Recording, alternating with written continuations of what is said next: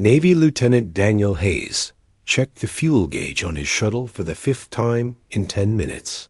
The needle hadn't moved, which was both good and bad news. Good because he wasn't losing more fuel. Bad because he was already running on fumes.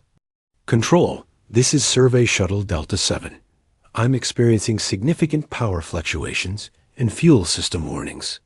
Requesting immediate assistance, Daniel said into his communication device. Static answered him. The massive solar storm that had begun 2 hours ago was still disrupting all communications. He was on his own. Daniel looked through the view screen at the barren moon below him.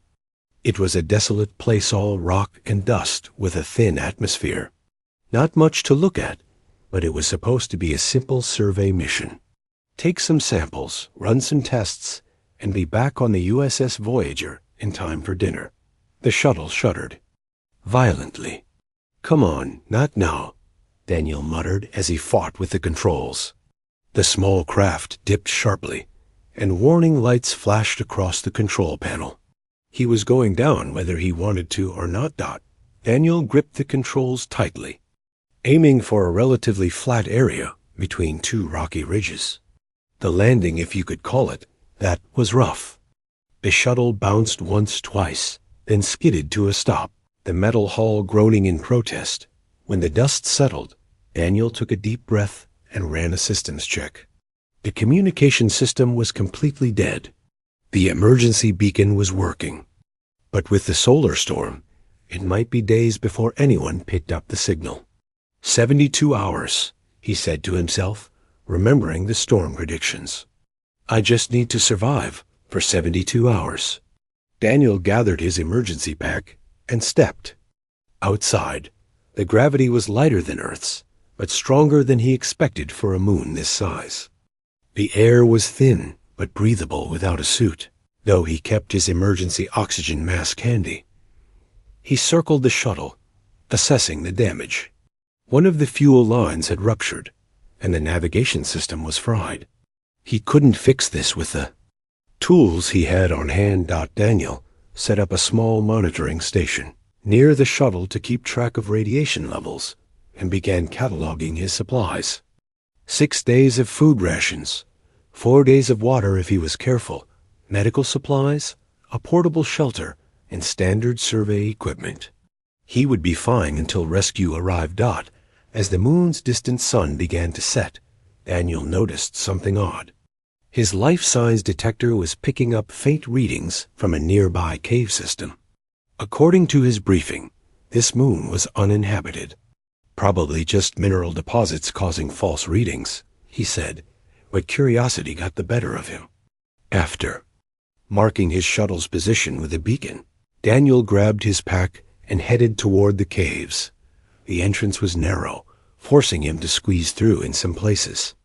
The detector led him deeper, the signal growing stronger. The cave opened into a wider chamber, and Daniel switched on his powerful flashlight. The being caught a flash of movement. And another. Hello? Daniel called out, his voice echoing off the stone walls. Is someone there? A soft whimpering sound came from behind a pile of rocks. Daniel moved forward slowly, keeping his light pointed at the ground to avoid blinding whatever was making the noise. What he found made him catch his breath. 2 small figures huddled together, their thin arms wrapped around each other. They had humanoid shapes, but with striking differences. Blue skin that seemed to shimmer faintly in the darkness, and oversized eyes that reflected his flashlight like a cat's. They were children, or at least appeared to be the alien equivalent of children. And they were clearly twins, identical in every feature. Their bodies were painfully thin, their clothing tattered. Daniel kneeled down, keeping some distance to avoid scaring them further. Hey there, he said softly. My name is Daniel. I'm not going to hurt you. The aliens pressed themselves against the cave wall, trembling. Their large eyes never left his face. Daniel slowly reached into his pack and pulled out a ration bar. He unwrapped it, took a small bite to show it was safe, and then offered it to them. For a long moment, neither alien moved. Then, driven by hunger, one of them crept forward. It snatched the bar quickly and retreated. The twins shared the food, devouring it in seconds. Daniel gave them another bar and a pouch of water. They drank greedily, some of the liquid spilling down their chins. "What happened to you two?" Daniel asked, not expecting an answer. "How did you end up here all alone?" The aliens didn't respond, but they seemed less afraid now. Daniel noticed. They were shivering. The temperature in the cave was dropping as night fell. "Come on," he said, standing up slowly. "Let's get you somewhere warmer." The twins didn't move. Daniel limed shivering and then pointed toward the cave entrance. One of the twins made a strange chirping sound to the other. After what seemed like a silent conversation, they both stood on shaky legs. Daniel led them back to his shuttle, moving slowly to accommodate their weakness. At the shuttle, he set up his emergency shelter, a small insulated tent with a heating unit. He gave the twins more food and water, careful not to let them eat too much too quickly. As the alien children ate, Daniel examined them more closely.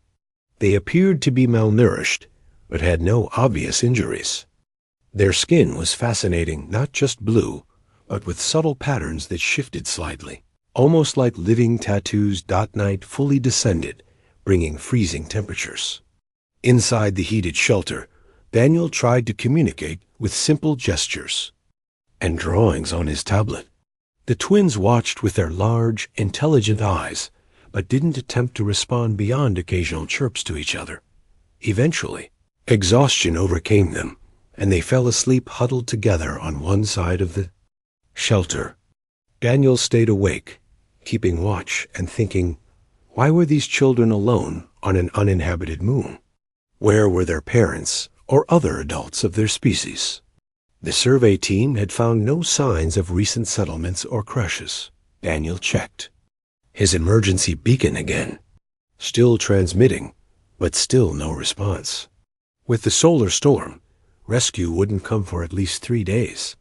He looked at the sleeping aliens, their chests rising and falling in perfect sync. They had clearly been alone for some time, surviving on whatever they could find. It was a miracle they were alive at all. Daniel made a decision.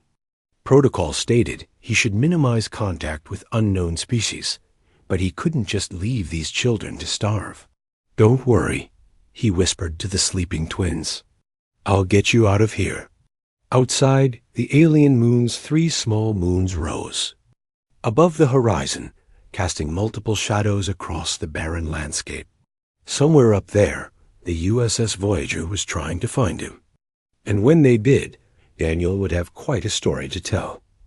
He just hoped the Navy would understand why he had broken first contact protocols. Daniel settled against the wall of the shelter, keeping one eye on the twins and one on his emergency equipment.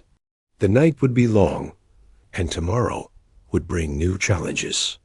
But for now, they were safe, and that was enough. Daniel woke to a soft tapping on his arm. He opened his eyes to find one of the alien twins poking him gently. The small blue creature jumped back when Daniel moved, retreating to where its twin waited by the shelter entrance. "Good morning, too?" "You too," Daniel said with a smile. He checked his watch. He had slept for 6 hours, longer than he intended. Outside, the alien moon's harsh landscape baked under the distant sun. Daniel's emergency shelter had kept them warm during the freezing night, but now it would protect them from the scorching day temperatures. The twins watched him carefully as he checked his equipment. The emergency beacon was still transmitting, but there was no response yet. The solar storm continued to disrupt communications. Daniel took out 3 ration bars and offered 2 to the twins. They took them eagerly this time, without the hesitation of yesterday. As they ate, Daniel noticed how they moved in perfect sync, like mirror images of each other. "You two need names," Daniel said, tapping his chest. "I'm Daniel." The twins tilted their heads at the same angle, watching him. "Daniel," he repeated, pointing to himself. One of the twins made a sound like Donnell. Daniel smiled. "Close enough." He pointed to one twin. "You'll be Castor." Then to the other. "And you'll be Pollux, from Earth mythology." They were twins. 2. The aliens didn't react to their new names, but Daniel felt better having something to call them Doc after breakfast. Daniel needed to improve their situation. The emergency shelter was too small for 3 people to stay in for several days.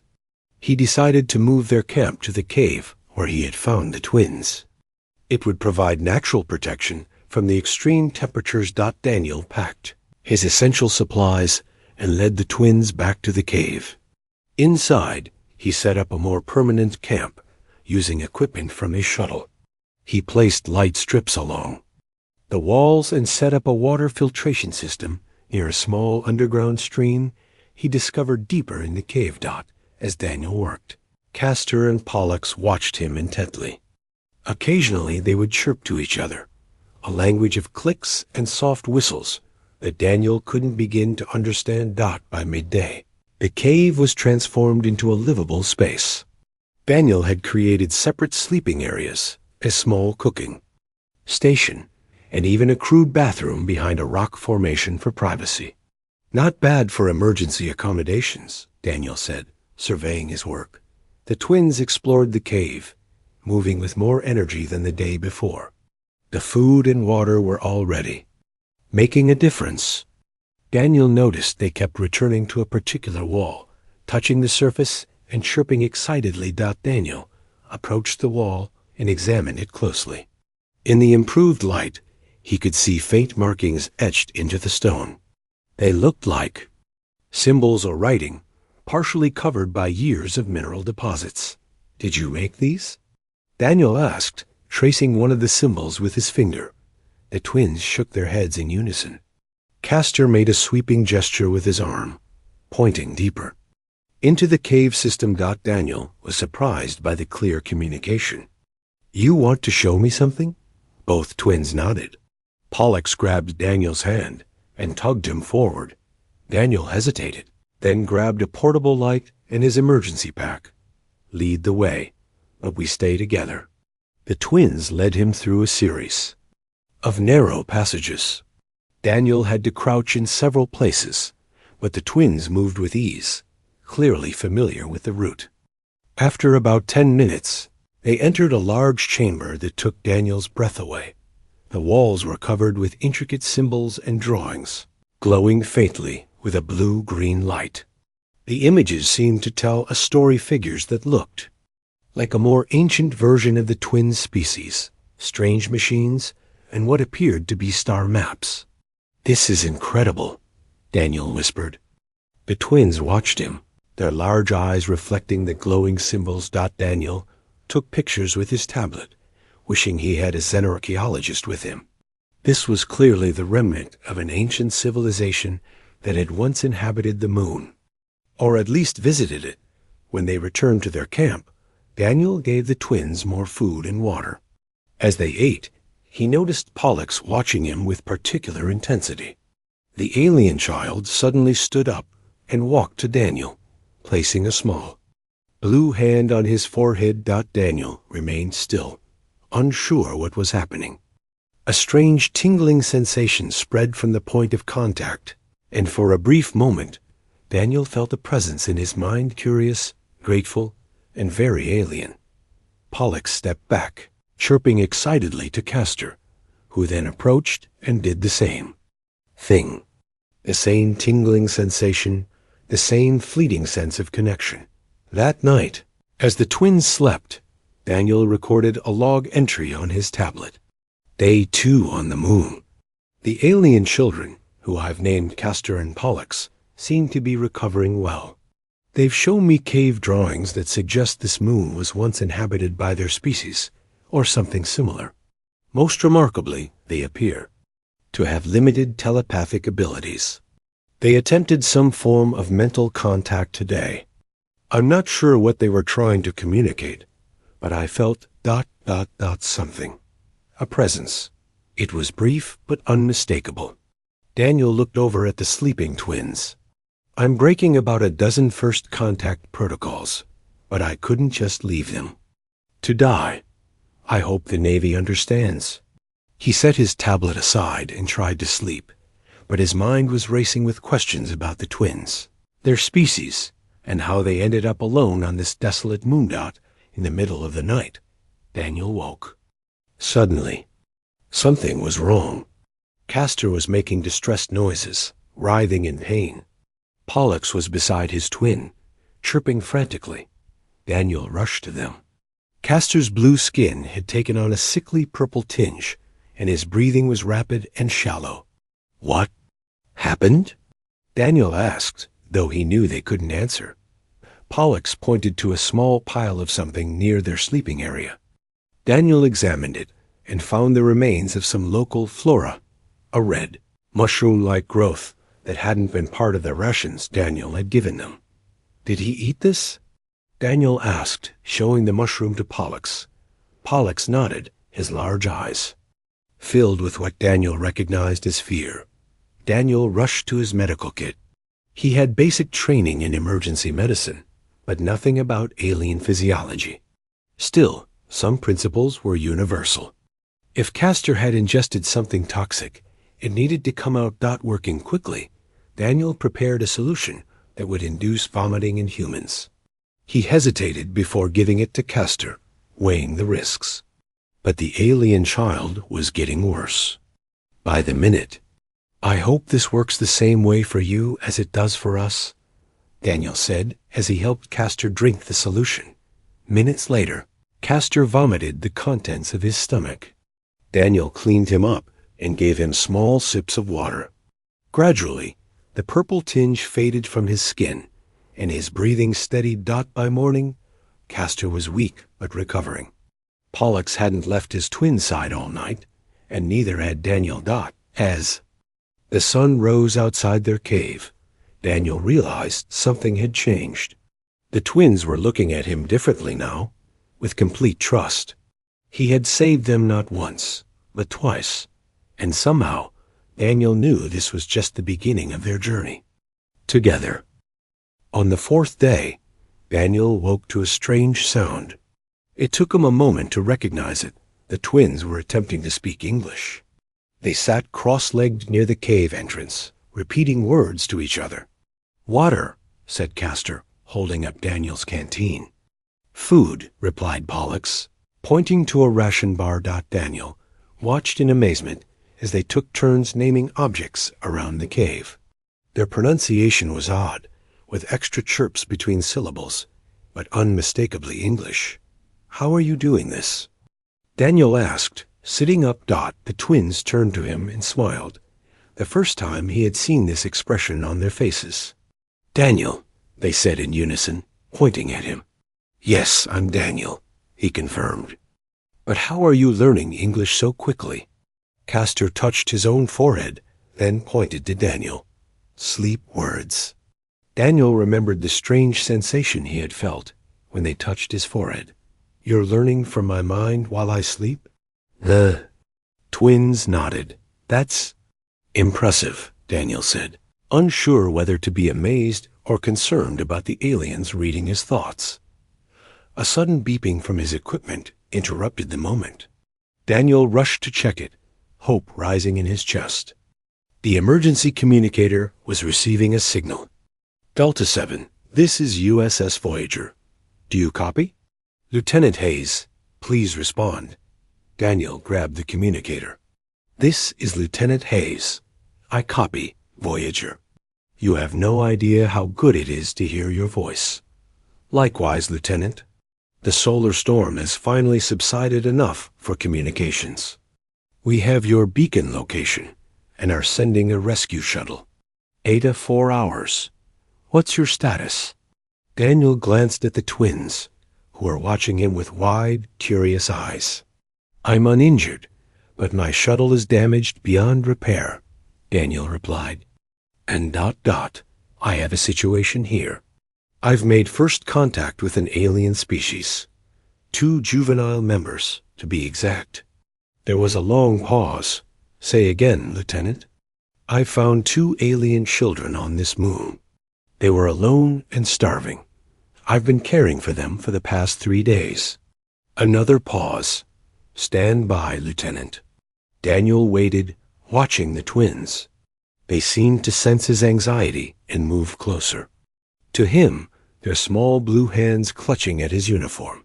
The communicator crackled again. Lieutenant Hayes, Captain Wells here. I need a full report on these aliens immediately. Daniel described the twins, their telepathic abilities, and his theory that they had been stranded on the moon. He also mentioned the ancient cave drawings. This is a significant discovery, Lieutenant, Captain Wells said. But you violated first contact protocols. We'll discuss that when you return. The rescue shuttle will include a science team and security personnel. They'll arrive in approximately 4 hours. Wells out. Daniel set down the communicator. Rescue was coming, but he felt uneasy about the captain's tone. Friends come? Pollux asked, his vocabulary growing by the minute. Yes, my friends are coming, Daniel replied. But I'm not sure if they'll be your friends. Daniel spent the next hours preparing the twins for their first encounter with other humans. He showed them pictures of the USS Voyager and explained, as simply as he could, that they would be leaving the moon. The twins seemed to understand and grew excited at the prospect of leaving their barren home. They packed the few possessions they had, strange crystalline objects they had collected from deeper in the cave system. As the estimated arrival time approached, Daniel led the twins outside.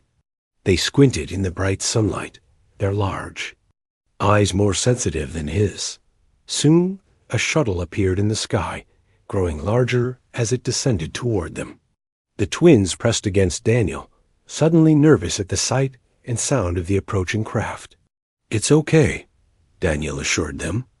These are my people. The shuttle landed a safe distance away, kicking up dust and small rocks.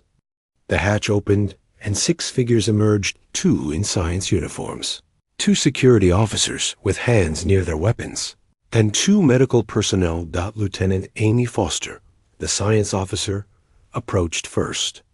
She stopped several feet away, staring at the twins with professional curiosity. Lieutenant Hayes, she greeted without taking her eyes off the aliens. Are these the specimens you reported? They're not specimens, Lieutenant, Daniel said firmly. Their names are Castor and Pollux. Amy raised an eyebrow. You named them? I had to call them something. One of the security officers, Sergeant Ryan Phillips, moved his hand to his weapon. As the twins shifted position, Stand down, Sergeant, Daniel ordered. They're children, not threats. Protocol, sir, Phillips replied, but he relaxed slightly. The medical officer, Dr. Greg Martinez, stepped forward with a scanner. I need to check them for pathogens before we take them aboard. The twins chirped nervously to each other as Dr. Martinez approached with his scanner. Daniel knelt beside them. It's okay. He's a doctor. He helps people who are sick or hurt. Castor looked at Daniel, then at the doctor. Help like Daniel helped Castor? Dr. Martinez froze, surprised to hear the alien speak. Yes, Daniel confirmed. Just like that. The twins allowed Dr. Martinez to scan them, though they kept close to Daniel. Fascinating, the doctor muttered as he reviewed the results. Their biological structure is unlike anything I've seen, but I'm not detecting any dangerous pathogens. They appear safe for transport. Amy Foster approached with a tablet. The captain wants them quarantined immediately upon arrival. We'll need to run extensive tests.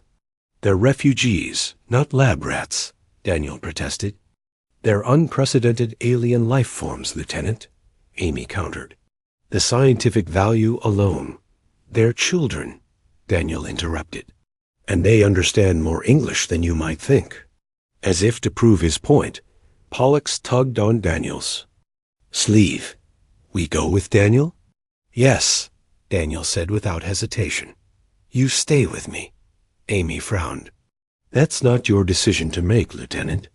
Captain's orders are clear. The standoff was broken by a call from the shuttle pilot.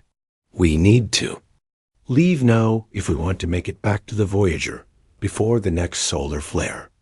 This discussion isn't over, Amy said, turning back toward the shuttle. Daniel helped the twins board the shuttle, noticing how they marveled at the technology around them. He made sure they were securely strapped in beside him, away from the curious stares of the crew. As the shuttle lifted off, the twins pressed their faces to the window, watching their barren moon grow smaller below them. For the first time, they were seeing their home from above. Daniel, Castor said, pointing to the stars becoming visible as they ascended. Home there. Your home's among the stars? Daniel asked. Both twins nodded. Pollux made a sweeping gesture with his hand, then pointed to a particular section of space. Daniel wondered what awaited them aboard the Voyager. The captain's tone had worried him. Would the twins be treated as guests or specimens? And what would happen when they eventually located the twins' people? As the shuttle docked with the USS Voyager, Daniel made a silent promise to the twins. No matter what happened, he would protect them. They had trusted him with their lives, and he would not betray that trust. The journey that had begun with a crashed shuttle was about to enter a new phase 1 that would test Daniel's loyalty to both his duty and his new alien friends. The week that followed was difficult for everyone. The twins were placed in a special quarantine unit aboard the USS Voyager. The room was comfortable enough, with beds, toys, and learning terminals, but it was still a prison. Clear walls separated the twins from the scientists who studied them constantly. Daniel was debriefed for hours by Captain Patricia Wells, a stern woman with gray hair and little patience for rule breaking. You violated at least 15 regulations, Lieutenant Hayes, she said, pacing the small conference room. First contact protocols exist for a reason. With all due respect, Captain, they were starving children, Daniel replied. What would you have had me do? Leave them to die? Captain Wells sighed. No, of course not. But bringing them aboard without proper precautions was reckless. The doctor cleared them, Daniel pointed out. After the fact, the captain countered. You're confined to quarters when not on duty, and you are not to visit the aliens without permission. Daniel wanted to argue, but knew it would only make things worse. Yes, Captain. For 3 days, Daniel followed orders and stayed away from the twins. He threw himself into writing detailed reports about everything he had observed during his time with them. In the evenings, he watched the security feeds from their quarantine room. The twins were eating well and learning quickly from the educational programs, but they often sat together by the clear wall, looking out as if waiting for someone. On the 4th day, Dr. Martinez requested Daniel's presence in the medical bay. The aliens are showing signs of distress, the doctor explained. Their vital signs are weakening, but I can find no physical cause. They have names, Daniel reminded. Him, Castor and Pollux. Dr. Martinez nodded. Castor and Pollux, then. They're not eating, not sleeping well. They keep asking for you. Daniel felt a pang of guilt. I've been ordered to stay away. Well, I'm ordering you to visit them, Dr. Martinez said. As chief medical officer, I can override the captain's orders for health reasons. And I believe their health depends on seeing you. Daniel didn't need to be told twice. He hurried to the quarantine unit. When he arrived, he was shocked by what he saw. The twins, who had been recovering nicely on the moon, now looked pale and weak. Their shimmering blue skin had dulled to a flat gray blue. When they saw Daniel, both twins pressed their hands against the clear wall. Daniel, they said in unison, their voices weak but filled with hope. I'm here, Daniel said, placing his hand against the wall opposite theirs. I'm sorry I stayed away. Dr. Martinez was monitoring the twins' vital signs. Remarkable, he muttered. Their readings are already improving just from seeing you. Captain Wells arrived a few minutes later, her face tight with concern. Doctor, explain this situation. Dr. Martinez showed her the medical readings.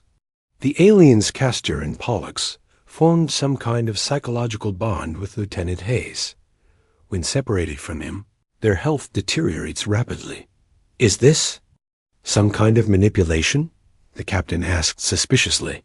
No, Daniel said firmly. They're not manipulating anyone. They're children who trusted me to help them. And then I disappeared for days. The captain studied the twins, who hadn't taken their eyes off Daniel. Can we break this bond? I wouldn't recommend trying, Dr. Martinez said. It could kill them. After a long moment, Captain Wells nodded. Lieutenant Hayes, you're temporarily reassigned to alien liaison duty. You'll work with the science team, but maintain regular contact with the aliens. Thank you, Captain, Daniel said, relief washing over him. Don't thank me yet, she replied. Military intelligence is very interested in this situation. They'll be sending a team to assess the aliens. Once the captain left, Dr. Martinez opened the quarantine room door. Go on, he said to Daniel. They need direct contact. Daniel entered the room, and the twins rushed to him, wrapping their thin arms around his waist. He knelt down and hugged them properly. As he did, he felt that familiar tingling sensation in his mind, stronger now, like a door opening. We called you, Pollux said, his English much improved. In our minds, you didn't hear. I'm sorry, Daniel said. I wanted to come sooner. They hurt us, Castor added, not with hands, with alone. Daniel looked up at Dr. Martinez, who was watching from outside. They're telepathically linked to each other, Daniel explained. I think they tried to link with me too, and when I was kept away, ... The separation caused physical pain. The doctor finished. Fascinating. Over the next few days, Daniel spent most of his time with the twins. He helped the science team understand them better and made sure they were treated with dignity. The twins' health improved rapidly, and their English skills grew impressively fast. A week later, military intelligence arrived. 2 officers in black. Uniforms entered the science lab, where Daniel was helping the twins learn about Earth cultures. Lieutenant Hayes, the taller officer said. I'm Major Steve Crawford. This is Lieutenant Carolyn Kim. We need to speak with you and the aliens privately. Daniel introduced the officers to the twins, who regarded them warily. We understand you formed a unique bond with these beings, Major Crawford said, once they were in a private conference room. Yes, sir, Daniel confirmed. We've received some interesting information, Major Crawford continued. The twin species, the Lumidari, are known to other alien civilizations. They're highly advanced, with technology far beyond ours. They've mostly avoided contact with humans until now. This was news to Daniel. How do you know this? We have our sources, Lieutenant Kim said smoothly. What matters is that these children could be extremely valuable. The Lumidari possess technology that could advance humanity by centuries. Daniel didn't like where this conversation was heading. They're children, not bargaining chips. Of course. Major Crawford agreed too quickly. But surely you see the opportunity here. If we could study them, learn about their abilities, maybe even establish communication with their species through them. You want to use them, Daniel said flatly. We want to maximize a unique opportunity, Lieutenant Kim corrected. The captain has authorized us to take over their case. Daniel felt a sudden panic from the twins through their mental link. They had been listening telepathically to the entire conversation. No, Daniel said firmly. They stay with me? Major. Crawford's friendly demeanor vanished. This isn't a request, Lieutenant. It's an order. Before Daniel could respond, alarms blared throughout the ship. The communication system activated. "All personnel to emergency stations," Captain Wells' voice announced. "We are being approached by an unidentified vessel. This is not a drill." Daniel rushed back to the twins, who were trembling with excitement, not fear. "Family," Castor said, pointing upward. "Family found us." "Your family is here?" Daniel asked. Both twins nodded. Pollux touched Daniel's forehead, and suddenly his mind filled with an image of a massive, elegant ship glowing with the same blue-green light he had seen in the cave drawings. The Lumidari had come for their children, and the USS Voyager, despite its military might, was no match for the technology. Now approaching them. The USS Voyager shook as the larger alien ship positioned itself directly above them. On the bridge, Captain Wells ordered all weapons to standby mode. "Open communications," she commanded. "Let's not start a war today." The main screen flickered to life, showing a tall, elegant figure with the same blue skin as the twins, but marked with complex patterns that seemed to shift and flow. The alien had a regal bearing and wore robes that shimmered with an inner light. "I am High Counselor Alara of the Lumidari," the figure said in perfect English. "You have our children.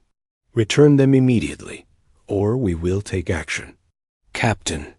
Wells stood straight. "I am Captain Patricia Wells of the Earth vessel Voyager. We rescued your children from an uninhabited moon. They were alone and starving." The High Counselor's expression softened slightly. "Who among you saved them?" "Lieutenant Daniel Hayes," the captain replied after a brief hesitation. "We wish to speak with this Lieutenant Hayes and our children. Now." Captain Wells looked at Daniel, who had been brought to the bridge along with the twins when the alien ship appeared. The twins were bouncing with excitement, pointing at the screen and chirping rapidly in their native language. "Mother," they called in unison. The High Counselor's stern expression broke into what seemed like a smile. "My children," she said, her voice filled with emotion. "You are well?" "Daniel saved us," Pollux said, grabbing Daniel's hand. "Daniel is good." Captain Wells nodded to Daniel, giving him permission to speak. "High Counselor," Daniel said, stepping forward, "I found your children in a cave on the moon we were surveying. They were alone and in poor health. I provided what care I could until my ship rescued us." "The joining has occurred," the High Counselor observed, looking at how the twins clutched Daniel's hands. "This is unexpected." Major Crawford pushed his way forward. "High Counselor, I represent Earth's military intelligence. We would like to discuss—" "Silence," the High Counselor cut him off. "I speak only to the one who saved my children." She focused again on Daniel. "Lieutenant Hayes, we request your presence aboard our vessel, along with our children." "Captain." Wells stepped in. "I cannot allow a member of my crew to—" "It wasn't a request you could deny," the High Counselor said firmly. The next moment, Daniel and the twins vanished from the bridge in a flash of blue-green light. They reappeared in a vast chamber aboard the Lumidari ship. The walls seemed alive, pulsing with the same blue-green energy Daniel had seen in the cave drawings. The High Counselor stood before them, now even more impressive in person. The twins ran to her, and she embraced them, touching her forehead to each of theirs in turn. Daniel felt a powerful surge of emotion through his link with the twins' joy, relief, and love. "My children have shown me what you did for them," the High Counselor said, looking up at Daniel. "You broke your own rules to save them. You put their needs before your duty." "They were children who needed help," Daniel said simply. "I couldn't leave them to die." "Such compassion is rare," she replied. "And now you share the joining with them, a bond that has never before formed with a non-Lumidari." Daniel touched his forehead, where he could still feel the connection to the twins. They said they called to me in their minds when we were separated. It caused them pain. The joining is a sacred bond among our people, the High Counselor explained. It forms rarely, usually in times of great need or danger. Once formed, it cannot be broken without causing great harm to all involved. What does that mean for me? Daniel asked. It means, Lieutenant Hayes, that you are now permanently connected to my children and through them, to our people. A group of Lumidari entered the chamber, all looking at Daniel with curiosity. One carried a device that hummed softly as it was passed over Daniel's body. The bond is deep and complete, the Lumidari with the device announced. To sever it would cause death to all three. The High Counselor nodded, as if confirming what she already knew. Daniel Hayes, do you understand what has happened? My children, the heirs to the High Council of the Lumidari, have formed a life. Bond with you. They will not survive long-term separation from you, nor you from them. The implications hit Daniel hard. But my life, my career, I can't just leave everything behind. Nor would we ask it of you, she said. The joining has forced a decision upon all of us that normally would take generations of diplomacy. She gestured, and a holographic image appeared showing Earth and several other worlds connected by glowing lines. We have watched your species for many years, debating whether to make contact. Some argued humans were too violent, too divided, to join the greater community of worlds. Others saw potential in your adaptability and compassion. The twins moved to stand on either side of Daniel, taking his hands. We told Mother how you cared for us, Castor said. How you shared food when you had little. How you made us well when sick, Pollux added.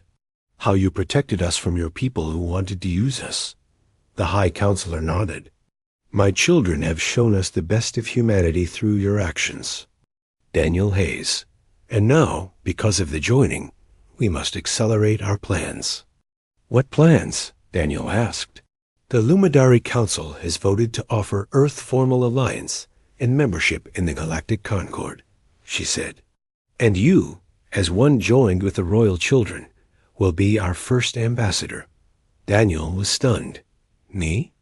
I'm just a lieutenant. I'm not a diplomat. You are more than that now, the High Counselor said. You are family. Over the next hour, Daniel learned about the attack that had separated the twins from their people, a raid by a hostile species that had targeted the royal family. The twins' escape pod had malfunctioned, stranding them on the moon where Daniel found them. Your people will need time to adjust to these developments, the High Counselor said. We will send representatives to speak with your leaders. And now, meantime, you have a choice to make. What choice? Daniel asked. Whether to embrace your new role, or to try to return to your old life. The joining makes the latter difficult, but not impossible. We could arrange periods of contact with the twins to maintain your health. Daniel looked at the twins, who watched him with hope in their large eyes. In just over a week, they had become important to him in ways he couldn't fully explain. The thought of being separated from them, even periodically, felt wrong. I don't need time to decide, Daniel said. If this bond means I can help build a bridge between our worlds, then I accept. 1 year later, Daniel stood before the United Earth Council. Beside him stood Castor and Pollux, no longer thin and frightened, but healthy and confident. Behind them was the High Counselor and a delegation of Lumidari officials. Today marks a historic moment, the Council President announced. The signing of the first formal alliance between Earth and the Lumidari people. Daniel stepped forward to sign a document as Earth's official ambassador to the Lumidari. As he did, he felt the twins' joy through their mental link. What had begun as a simple act of compassion sharing food with two starving alien children had changed the course of human history. Earth was no longer alone in the universe. New technologies, medicines, and knowledge were already flowing between the worlds. And it had all started because Daniel Hayes had chosen to help when it would have been easier to follow protocol and walk away. As the ceremony concluded, Daniel knelt down to speak with the twins. "Are you happy with how things turned out?" he asked them. They both smiled, their skins shimmering with patterns that Daniel now knew expressed deep contentment. "Family bigger now," Castor said, gesturing to the humans and Lumidari mingling in the great hall. "All because of kind human," Pollux added. Daniel smiled. Sometimes the greatest changes began with the smallest acts of kindness.